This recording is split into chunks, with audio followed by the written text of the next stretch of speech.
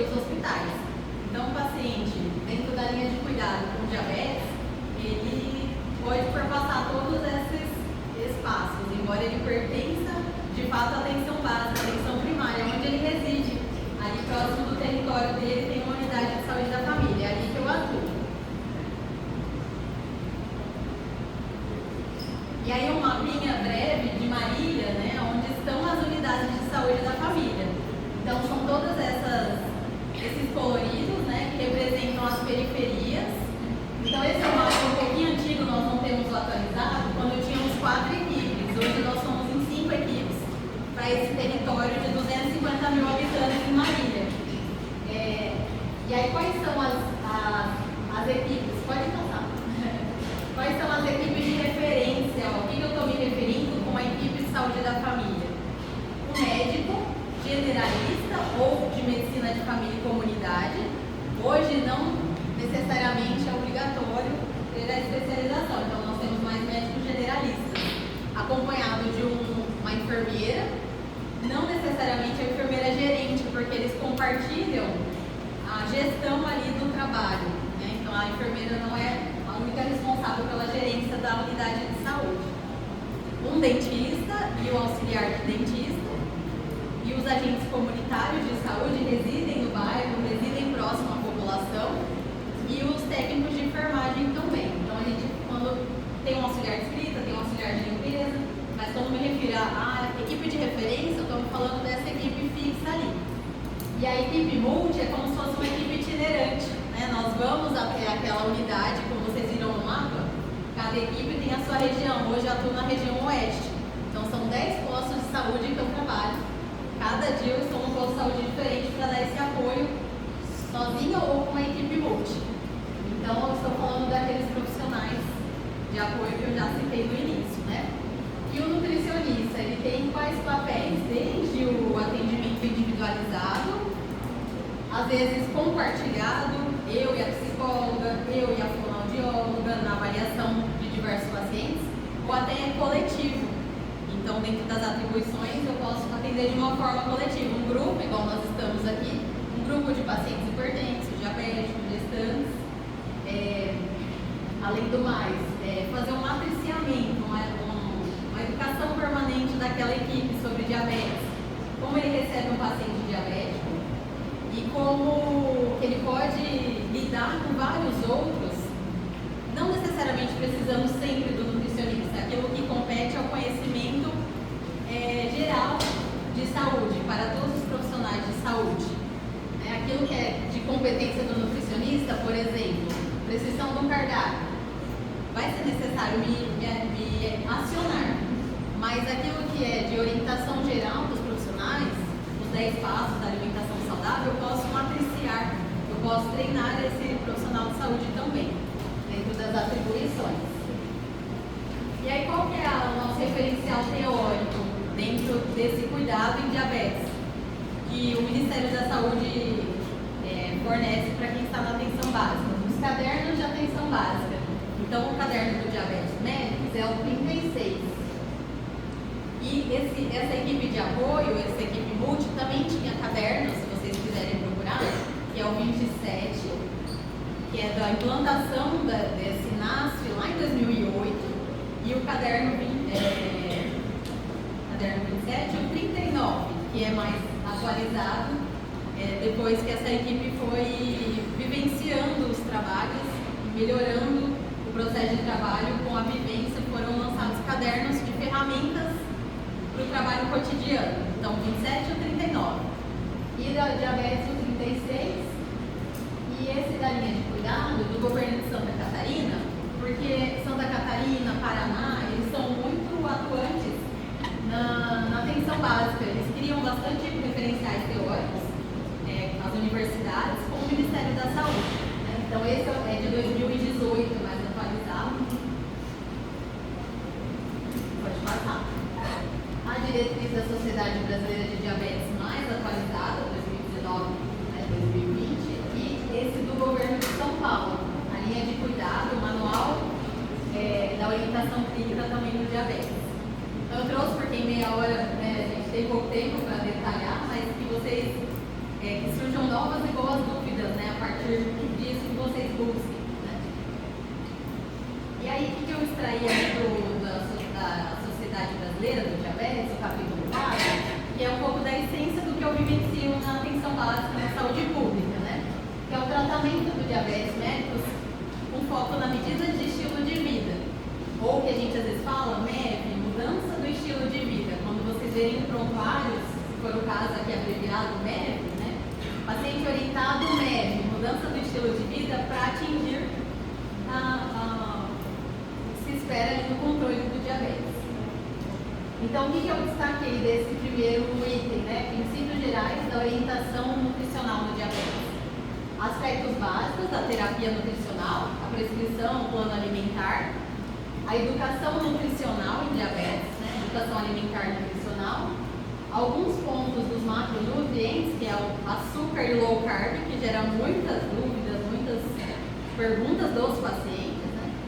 E por fim aqui embaixo, o comportamento alimentar. Entre parênteses, autocuidado apoiado é também de uma referência que eu comentei de Curitiba. Eles têm um material muito legal sobre autocuidado apoiado. Ferramentas ali para o comportamento do paciente que a gente às vezes não atinge a mudança só com orientações triviais, né? Faça isso, faça aquilo, né? Não pode passar. Então, os aspectos básicos da terapia extraído da Sociedade Brasileira de Cardio, né? A distribuição dos macro e micronutrientes. E aí o que eu trouxe para trazer para a reflexão de vocês é a questão da sacarose, né? Então, o máximo de 5 a 10% do VET pode ter sacarose nessa prescrição. Mas o que hoje a gente recebe na unidade de saúde, no consultório, é o paciente que corta exatamente todos os carboidratos, não só o açúcar, a sacarose, né? Eles acham que não se pode ter carboidrato na dieta, é um grande desafio. Mas na Sociedade Brasileira, no plano alimentar, está preconizado inclusive sacarose. Para além de fibras, que é uma dificuldade grande, a adesão ao consumo ideal de fibras. Então, o paciente come muita sacarose, baixo consumo de fibras e uma HB glicada, né, uma hemoglobina de 10, de 13, e ele corta o pão, ele corta o arroz, ele corta o macarrão, porque ouve dizer, porque vê na internet, porque geralmente a classe médica tem essa postura um pouco mais incisiva, né? Uma postura mais radicalista, né? Sem ter esse tempo para a educação nutricional. O que mais que eu ia destacar daqui? Eu acho que era isso. E a educação nutricional, qual o ponto-chave, né, para essa boa condução? O envolvimento do paciente. Né? O paciente se sentir parte do processo de autocuidado dele. Não só responsabilizar o profissional nutricionista por dar um cardápio bom, né, e resolva os problemas dele, controle a diabetes dele. Então, fazer esse envolvimento, né, inclusive da família, e esse paciente ser parte ativa do tratamento, né, inclusive cozinhando a própria comida, o que hoje é um grande desafio dos atendimentos, muito fast food, né, muita troca, né, de comida de verdade, comida in natura por processado, só pão, né, no jantar, por exemplo, né. Então, envolvê-lo, né, trazendo informações também, autoconhecimento dele. Esse autoconhecimento, o que eu percebo às vezes? Ele não consegue ter a percepção de fome, saciedade, então precisa envolvê-lo para além de só coma isso, não coma aquilo, né? E aí do açúcar, né, daquela questão lá da sacarose.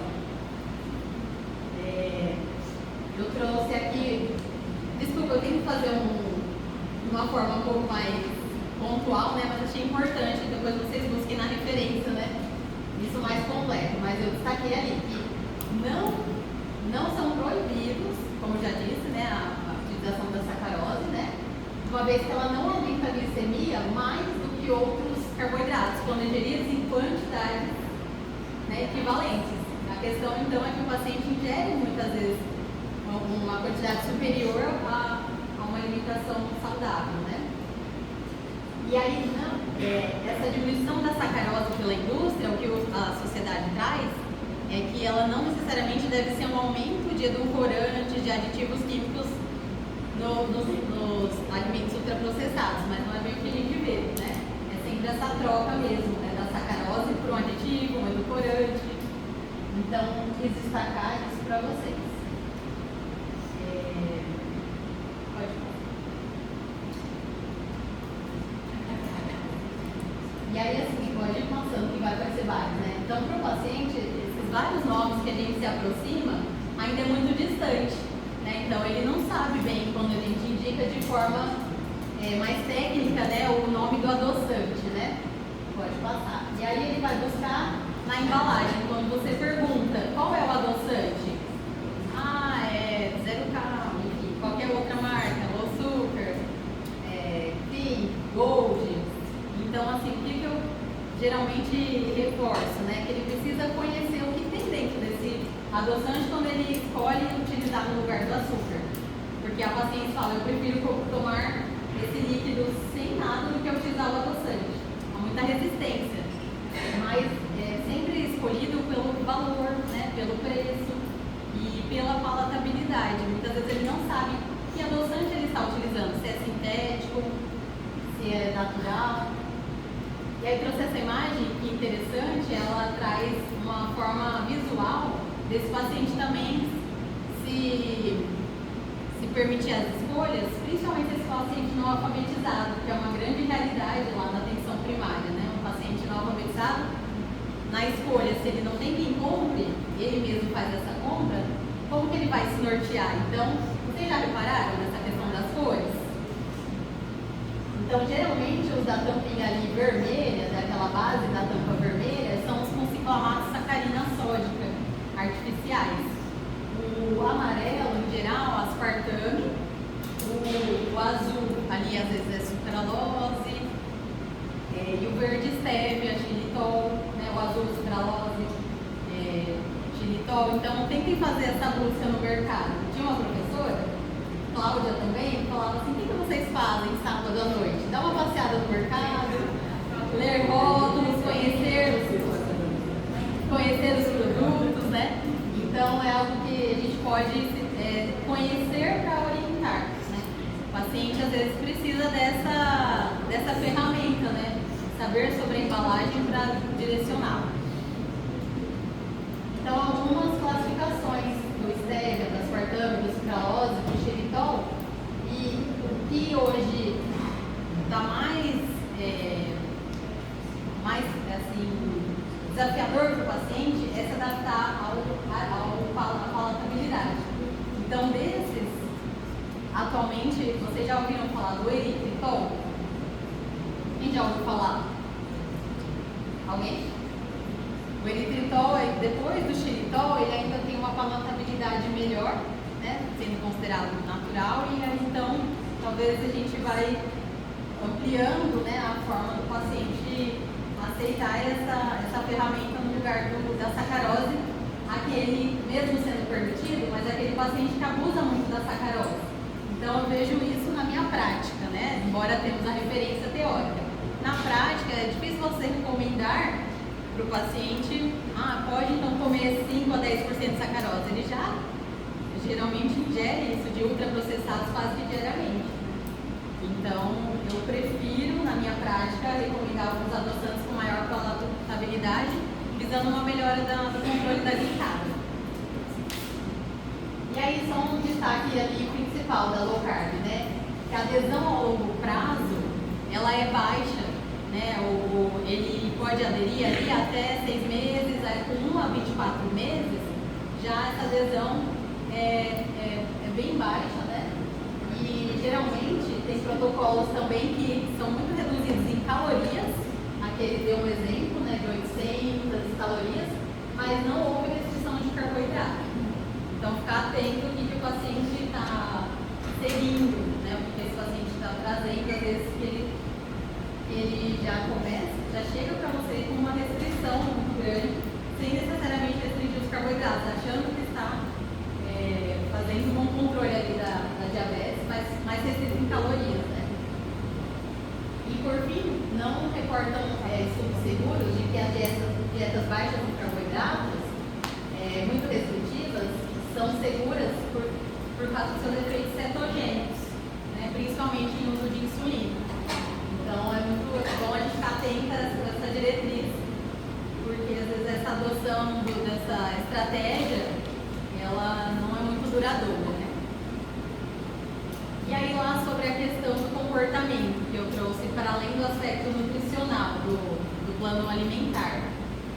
Isso tem também no material do autocuidado apoiado, ele fala ali de alguns estágios de mudança do comportamento, qual o perfil desse indivíduo nesse comportamento e que abordagem que eu vou fazer. Então nós temos muita referência técnica, científica, mas essa abordagem de comportamento nem sempre a gente está apropriado, né? Então, por exemplo, o estágio de pré-contemplação é um indivíduo muito resistente à mudança. E aí, o que eu tenho que fazer? Eu tenho que acolher, eu tenho que motivar, eu tenho que alertar sobre os riscos dele não mudar. Então, vou tentar dar uns exemplos bem básicos, rápidos.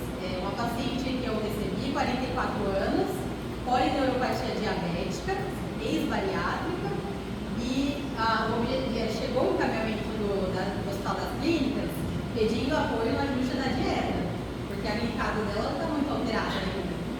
Já com os efeitos da polineuropatia, e ela parou por um tempo o uso da insulina. Ela achou que a insulina estava engordando ela. E aí então, o que eu fiz na primeira consulta? Eu acolhi, eu fiz uma escuta. Então, de cara, a gente já sempre aplicar o protocolo, não caindo por terra nada do que a gente aprende. Mas na prática, lá o que eu vejo, a escuta atenta, acolhedora, traz para o paciente um conforto, porque eles têm medo de nutricionista, gente. Há um medo muito grande de chegar no nutricionista que vai cortar isso, que vai cortar aquilo, e que vai brigar que eu não fiz. Então, assim, tem muito essa rotina, pacientes que chegam assim. Então, esse acolhimento e alertar sobre as complicações, esse risco para não mudança, né? Vai atingir órgãos altos, perda de visão, amputação, complicações renais e assim por diante. O paciente em contemplação, ele está consciente de que ele precisa de mudança do comportamento, mas ele não acredita que ele é capaz. E às vezes ele usa termos até pejorativos sobre ele mesmo, como essa paciente da polineuropatia. Ela fala, eu não consigo mesmo, eu não presto mesmo. É um paciente também muito sensível, muito abalado emocionalmente, né? E eu tenho que identificar e definir juntos metas realistas. Então, por exemplo, de cara eu já vou propor um arroz integral? Não necessariamente. Esse paciente precisa habituar a mastigar devagar para comer menos arroz, por exemplo. Do que de fato já ir para o integral. Ele pode aumentar hortaliças, né? Primeira meta, né? Para ter mais fibras. O paciente que está na decisão, ele deseja mudar no futuro próximo. Ele já quer, já se conscientizou e vai mudar.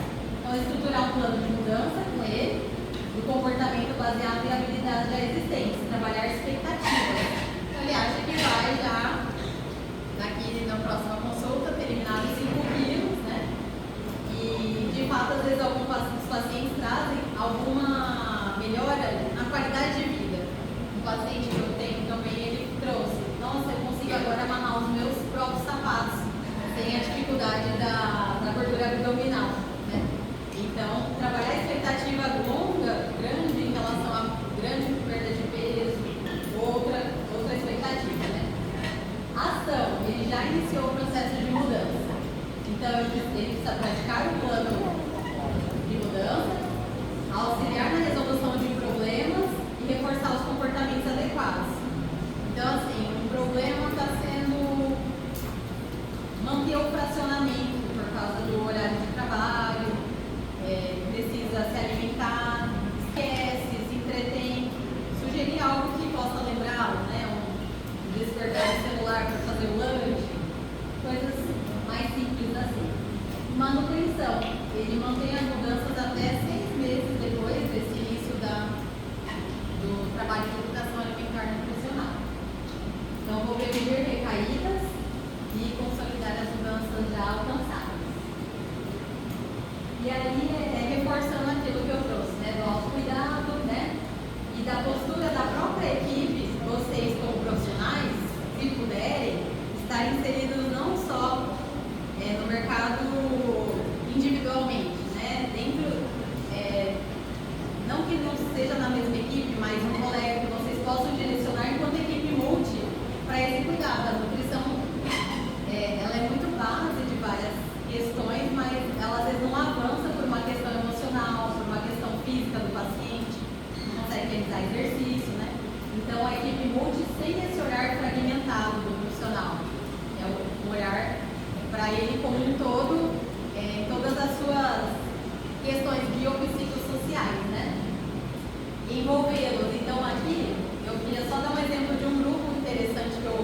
também atuei, que era diabéticos insulino-dependentes, e eles iam na unidade de saúde buscar o kit de lanceta, fita, seringa, e para essa distribuição do kit, eles participavam de um grupo de educação alimentar e nutricional.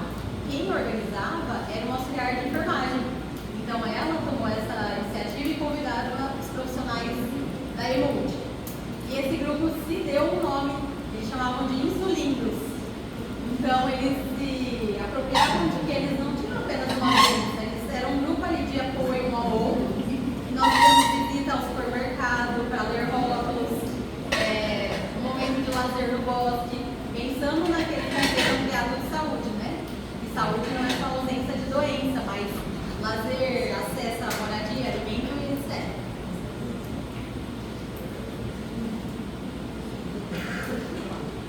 Tem como base aí da nutrição mesmo, né? É o gerenciamento de peso, a orientação dos grupos alimentares, o paciente entender, para além da questão relação alimentação-peso, porque eles vêm muito com essa angústia, né? O excesso de peso, esse alimento engorda, faz mal, essa relação. Então, trazer sobre os grupos alimentares as funções que esses alimentos têm, né? Enquanto energéticos, reguladores, construtores, esclarecimento sobre a questão do índice glicêmico também, por que é tão importante controlar, né? Assim por diante. Tem algumas questões que quiser disponibilizar depois para os alunos, pode ficar à vontade. E aí, o que eu trago de reflexão, né? Então, a gente tem muita informação. Nós temos essa informação sobre nutrição, sobre saúde. Isso não basta, né? O alimento, comer esse alimento é um comportamento. Né? Então, por isso que o segundo passo, né, é pensar nesse comportamento para que ele tenha adesão ao seu plano, às suas orientações. Então, eu trouxe coisas bem práticas do que eu vejo no dia a dia. Então, qual é a estratégia que eu utilizo, mas qual o desafio que eu encontro? Isso eu estou falando no âmbito do SUS, da saúde pública, né? Então, a questão dietética. Nós não temos pela prefeitura o software para criar um plano alimentar, questão do cardápio. Então, é um grande desafio. Como eu vou orientar, sem prescrever, dar um cardápio? Mas, então, eu uso outras estratégias que cabem dentro do SUS. Imagens ilustrativas, como eu trouxe alguma que eu vou mostrar para vocês. Mas às vezes eu me deparo com um paciente já com complicações visuais, né? Ou às vezes com a perda total de visão. Como que eu vou trabalhar então? Se ele às vezes nem sabe ler, mas também não tem a questão visual adequada. Não é para desanimar, é só para trazer, né, esse desafio, mas que a gente se reinventa enquanto profissional, especialmente na pandemia também. Foi um grande desafio, né? Orientações impressas, ele não é alfabetizado, ele não tem leitura, que é muitas vezes a forma como a gente escuta eles trazendo. Um vídeo ilustrativo, nem sempre eu não tenho uma sala exatamente minha com computador. Eu passo várias unidades utilizando, revezando salas. Às vezes a sala disponível não tem computador, mas eu tenho meu celular, eu utilizo o que eu tenho naquele momento. E às vezes eu percebo que é um paciente que eu estou orientando, ele precisa ser visual, e às vezes o vídeo com áudio ele capta mais essa ideia, né? As cartilhas do Ministério, às vezes eu tenho mais uma vez uma questão com impressão, ou é preto e branco, não vem com a didática do colorido, igual nós vemos na pirâmide. Aquele colorido é uma forma de orientar, mas eu tenho essa dificuldade com a impressão preto e branco, mas eu utilizo mesmo assim. O paciente consegue captar de uma forma mais simples, né? Para as orientações alimentares em si, que a gente viu agora há pouco, às vezes eu encontro um desafio socioeconômico, um desafio mais econômico daquele paciente, em atingir uma alimentação dessa que nós temos aqui na bancada diariamente. Então, outras estratégias eu tenho que criar. Né? Para esses três, glicada, índice glicêmico e contagem de carboidrato, o que mais eu tenho de desafio enquanto nutricionista é a alfabetização e a compreensão, principalmente de pacientes mais idosos, em realizar esse tipo de estratégia. para orientar o aumento de consumo de fibras, o desafio socioeconômico da aquisição, mas também de muita queixa de não ter habilidades culinárias, não gostar mesmo de cozinhar, realmente achar complexo, né, toda essa rotina, esse tempo dedicado à alimentação, né? E para melhorar os hábitos da mastigação, alguns desafios são da dentição do paciente. Muitas vezes ele não tem alguns dentes mesmo, não tem prótese, e aí usa uma alimentação com menos fibras, exige menos mastigação também. E incentiva a prática de atividade física, que nós não orientamos, nós incentivamos. Então, ele tem uma mutação, ele tem uma obesidade, tem dor, né? E aí o que eu uso? Aí agora só algumas imagens de quais materiais eu uso além daqueles iniciais. O próprio guia alimentar para a população brasileira, onde traz os 10 passos, e nós temos um vídeo muito fácil de acessar no YouTube, que chama 10 passos da alimentação saudável. E ele traz de uma forma muito ilustrativa, muito dinâmica, até as crianças conseguem captar algumas coisas, para esses 10 passos ser mais prático ali de orientar o paciente. Esse é bem novo, é o Guia de Atividade Física para a População Brasileira de 2021. Então, no meio da pandemia, o Ministério lançou esse guia, é uma linguagem para a população, entender o que é leve, o que é moderado, o que não é da nossa alçada, né? Aí a gente pode sugerir. Esse vocês conhecem? A cozinha com frutas, legumes e verduras, que é do Ministério com a Universidade Federal de Minas Gerais. Então, também é uma forma de ampliar para o paciente como se aproximar, né, de hortaliças, de frutas, para inserir na alimentação. Esse também eu gosto muito, eu uso muito, é do Ministério com o HCOR, Hospital do Coração, 2018, Alimentação Cardioprotetora. Então, ele traz, baseado no guia alimentar, alguns recursos bem visuais, até sobre como qualitativamente montar uma refeição, um prato de almoço, jantar, café, lanches intermediários também. Esse para profissionais, desmistificando dúvidas sobre alimentação e nutrição. Tem muito daquelas perguntas, água de berinjela, água com limão, diet light, óleo de coco, muitas coisas que a gente recebe nos pacientes, tem como a gente estudar e tem as referências científicas, se é comprovado, se não é comprovado. A maioria não existem estudos científicos que comprovam tal situação, por exemplo, né?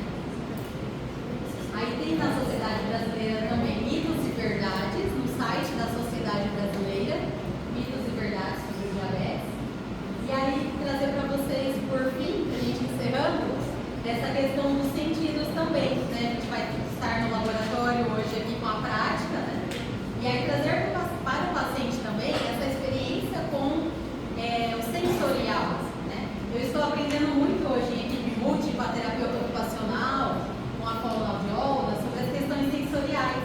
Nós temos recebido muitas crianças com transtorno no processamento sensorial, ou seja, em algum dos sentidos ela tem tão aguçado que ela desenvolve até uma dificuldade alimentar pediátrica, que é muito mais grave do que uma seletividade, por algum transtorno nesse processamento. Não gosta do alimento muito mole, né? Ou gosta só do crocante, né? Ou tem dificuldade de ouvir a própria audição enquanto mastiga, né? Então, assim, trazer para o paciente, até o diabético, né? Para a gente trazer outras coisas além de só o açúcar, o carboidrato. A percepção do prato, do sabor, o aroma, a presença, o famoso mindfulness, né? A atenção plena na hora de se alimentar, né? Então, o que você comeu ontem? Qual era o sabor? Que temperos tinham, né? Qual era a textura? Tudo mais. Porque o que eu aprendi também na TO, a alimentação é muito sensorial. Vejam um prato, nós temos a visão, enquanto eu vejo, eu tenho o olfato, a audição enquanto eu mastigo, o tato e o paladar. Então é uma explosão ali de muito sensorial e as crianças atualmente com algum desequilíbrio tendem a ter alguma dificuldade, né, professora Camila? Corrija se eu estiver falando alguma besteira. Tudo bem? Então, essa, se eu não me engano, é uma imagem de como a gente abordar a questão da mastigação de uma forma mais impactante. Então, assim, precisa mastigar mais devagar. Mas por quê? Mas como, né? Então, eu costumo orientar, sentar na mesa, uma garfada, descansa o talher no prato, mastiga bem, com calma, prestando atenção, sem celular, TV, engole, respira, né? Sem pressa, sem ansiedade. Depois que eu engolir, eu coloco mais uma garfada, sem líquidos. E o líquido, para empurrar, digo que eu não mastiguei bem, né?